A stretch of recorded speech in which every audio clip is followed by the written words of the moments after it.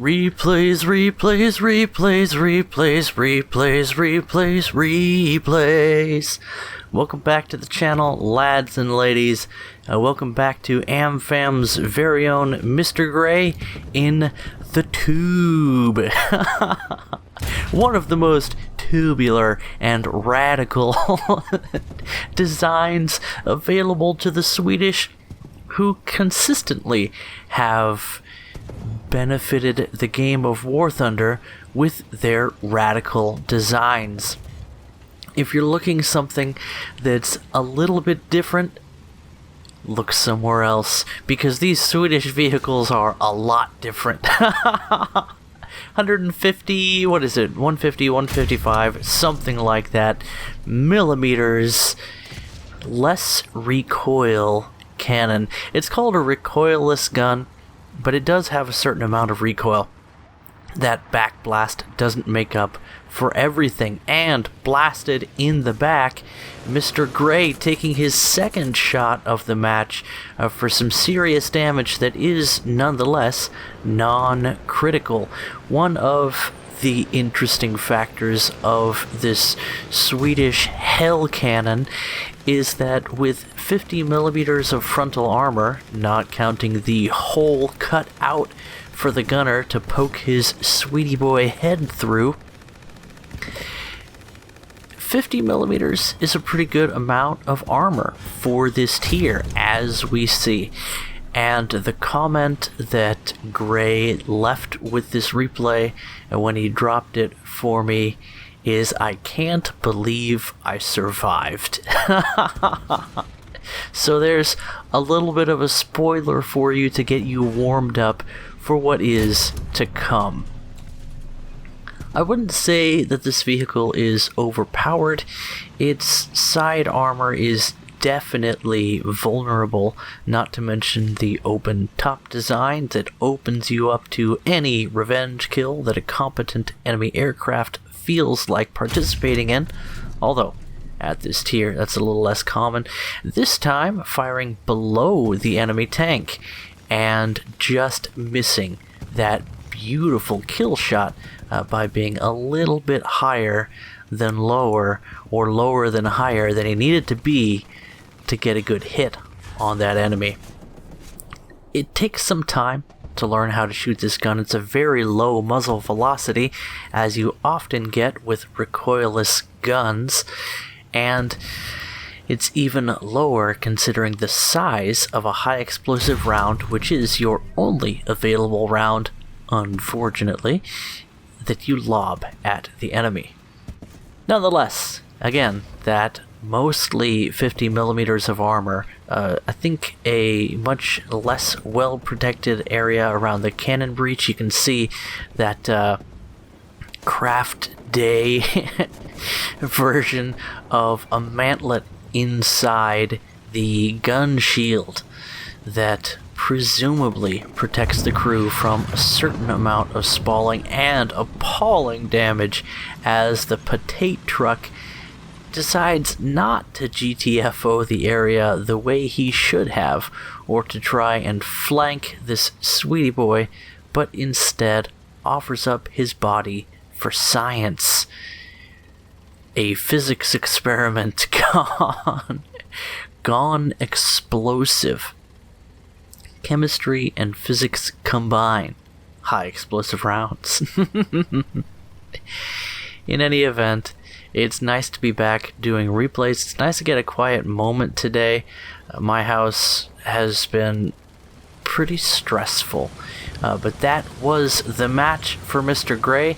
The bulk of the action there, with being surrounded by enemies, absorbing hit after hit from his foes, and surviving for a nice score in a derby boy. Qwerties is going to bring us some Grand Theft Auto USSR. So enjoy.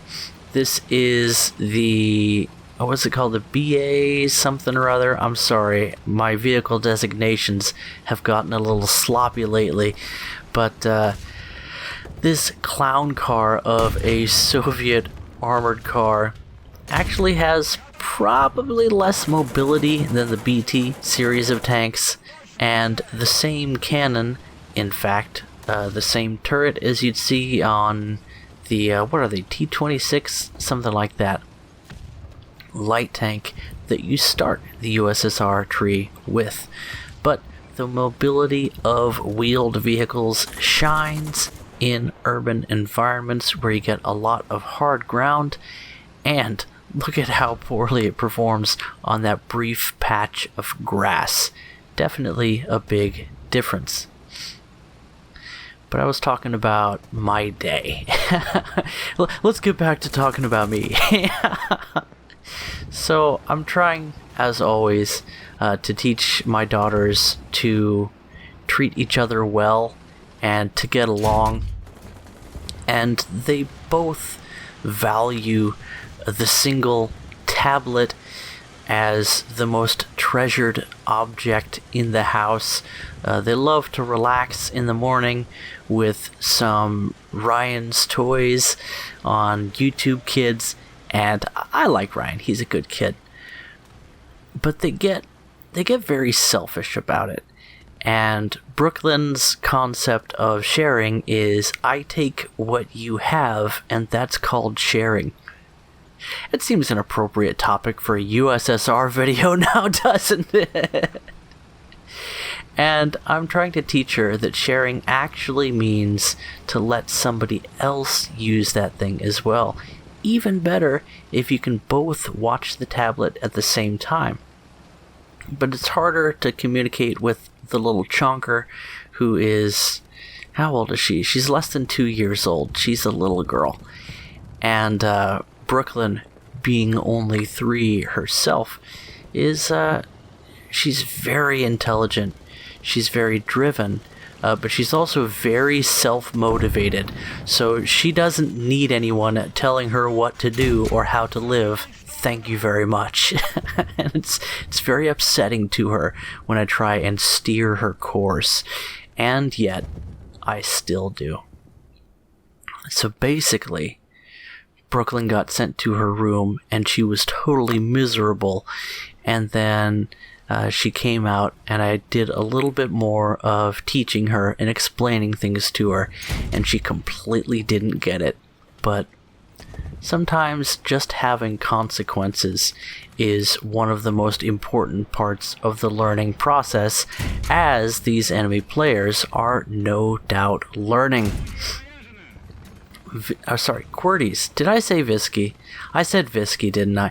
For some reason, and I think I know the reason, I keep getting these two players mixed up in my head. One, they both submit fantastic replays. QWERTYs, fantastic quantities, although I've seen a little bit less of him lately. You still out there, QWERTYs? You doing okay? I hope you're doing okay. It's gotten quiet around here all of a sudden. But QWERTYs and Visky both play a very aggressive and very effective playstyle. You can see the hallmarks of an experienced player. One of the things that QWERTYs was doing there, backing into a potential area of fire. The vehicle moves more slowly in reverse for this particular vehicle, which gives him a bit more stability. He's able to get his turret out before the lengthy hull of the vehicle, that of course is not capable of firing at enemy tanks. And he's also able to retreat from that firing position into a safe space. And a safe space is a space that you make safe by your own strength. Don't try and always get someone else to stand up for you, liberals.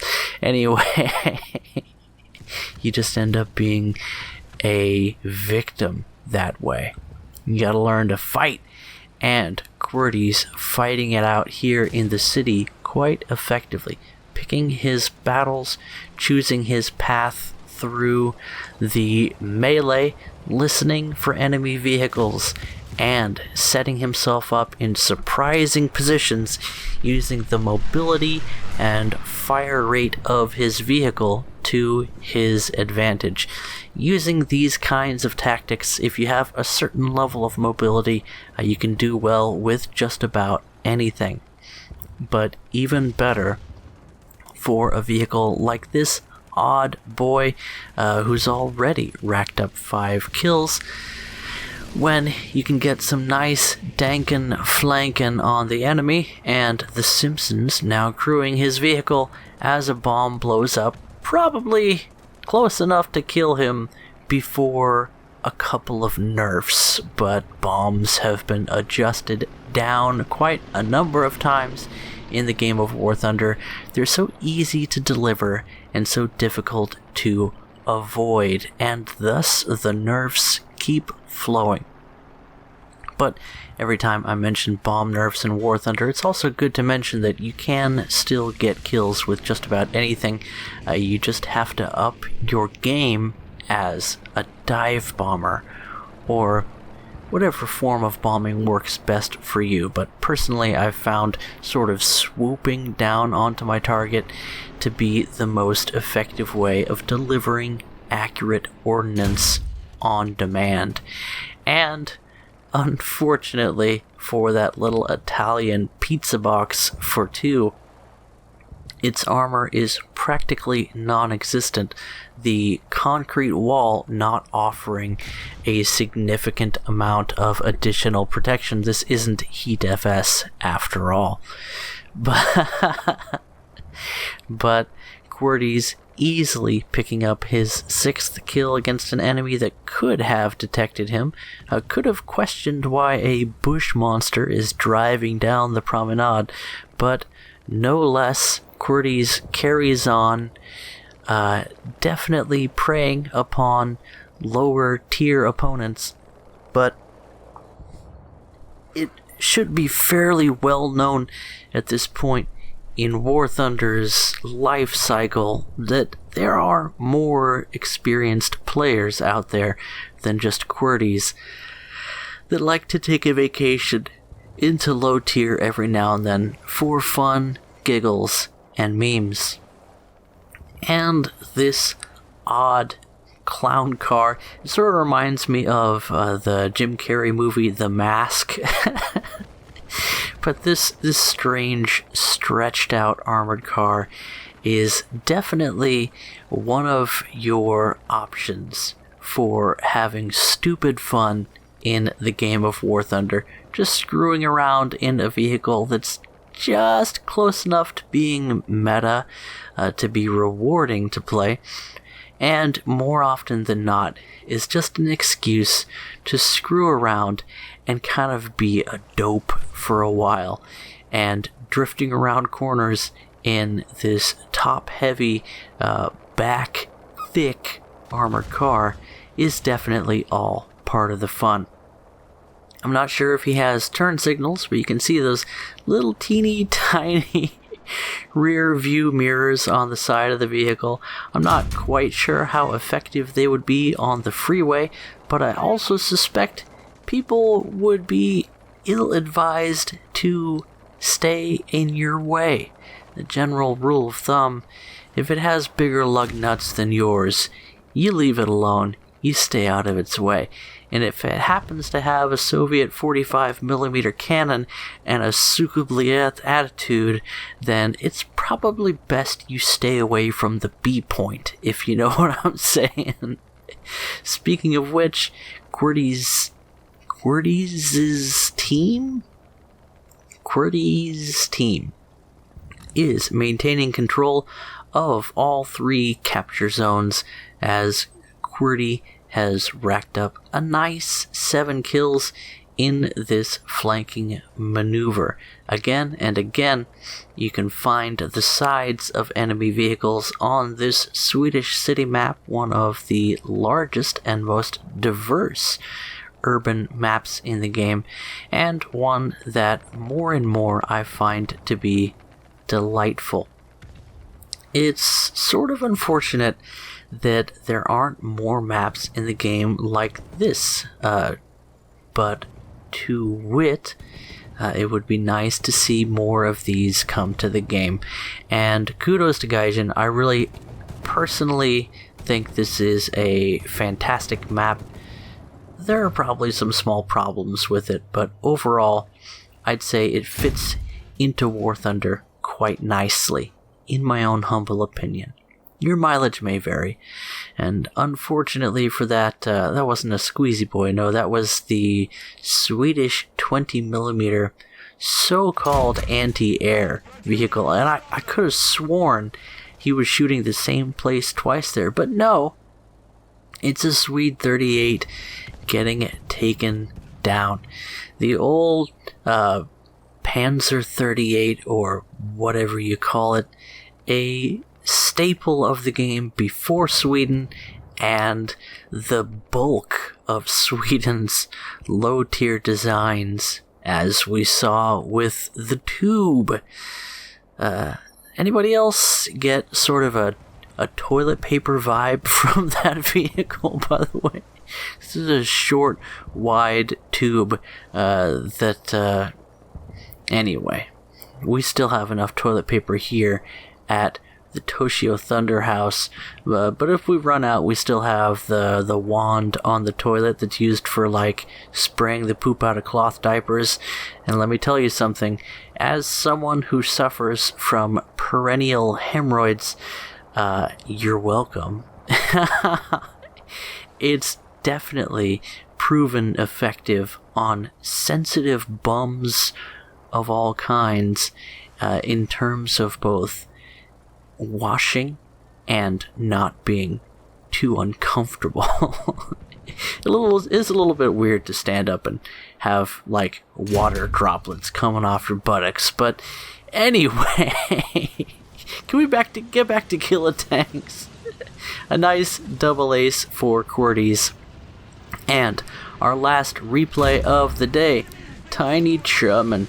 Let's see, 26? Schwenzig? I don't know. 26, something like that. My German was never rusty. It was never polished in the first place. I only picked it up from War Thunder and from my mom, who thought she knew German. She probably did know some German back in the day, from living in the country for, I think it was 3 years, something like that.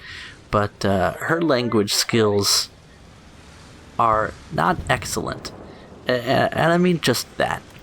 They could be better. But they're not terrible either.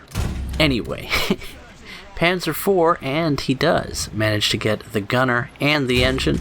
Next shot could have been a kill if he didn't hit the angled frontal plate. Of course, the side armor, much more easy to pen on that vehicle, and getting the cannon is just as effective as you'd hope it would be. Another 38 chassis gets taken down, as the quick reload on Tiny German's tiny British tank manages to pick up 2 quick kills, and not quite aggressive or capable enough to take down what I presume was an enemy Sherman on his reload. No worries, the mobility of this tank...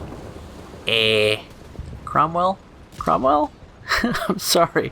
Again, tank designations, not my strong suit. But the mobility of this tank definitely helps it to make up for its lack of armor, and in terms of firepower at its battle rating, it excels. Gun handling, not too bad either. The turret slewing around nicely, even while lacking the stabilizer that makes American tanks at this tier so deadly. It makes up in terms of fire rate and armor penetration what it lacks in both stability and, in some instances, post-penetration effect. Of course, merely touching the track of a Soviet tank is enough to defuse any round, and Tiny German might be freaking out just a tiny bit here as he takes a couple of hits from a couple of enemies, and the KV starts to position itself rather dangerously. It looks like he might, well, you're going to have to aim a little higher than that, but you want turret ring, not highly angled side armor, and he's going for it. a nice flat shot on the side armor, and somewhat disappointing post-penetration effect. Sorry, bud. It happens to us all sometimes. But the quick reload rate again on the QF cannon, proving its name and coming in handy. I'm not entirely sure how Tiny German bounced all those shots, but I think a lot of them were actually coming in from allies for some reason. I don't know if they were messing with him or if they just wanted that kill on the KV and decided to communicate in the typical fashion, the modus operandi for the common man in War Thunder. Nice shot into the turret ring of yet another sweetie boy, and a second. There shall not be a third.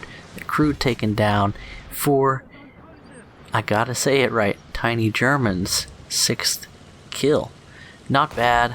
Not bad at all. I rarely do so well. I dare say I'm not sure I've ever done so well in British tanks of this tier. It's finishing the kill that proves so difficult. In any event, close range carnage in a tank that you wouldn't consider to be a brawler. 7 kills now, for some reason. You know what? I'm not going to question it. As Tiny German demonstrates the potential for dominance of this light British design. Delightful. There are so many vehicles in War Thunder, so many ways to play the game. The British tanks by no means new news, and yet I remember when they were introduced, they seemed so ineffective until I tried playing against them and found where their strengths lie. That's sort of an interesting concept. It's human nature, I think, to feel like things are rigged against you, or they're unfair, or like a vehicle is overpowered when it does really well against you. But then I play the vehicle and I realized where its weaknesses are. And I guess in a similar way, I could play a tank and think this is utter trash, and then play against it and find the ways that other people make it work. And instead of getting angry, because anger is good when you need to destroy things, or when you need to not be affected, to not have your ears open, I guess. 8 kills. Lovely. But in the end, it is calm contemplation and reflection that gives you far more information. What happened? What was I doing? What did the enemy do? Why did that work? And how can I use that to my advantage? Anyway, I hope you all enjoyed analyzing these videos along with me, and I'm happy to get back to making replays. As always, there's a link to the Discord, best place to get a hold of me, and to send me your own replays, and I'll catch you guys in the next video. Bye-bye.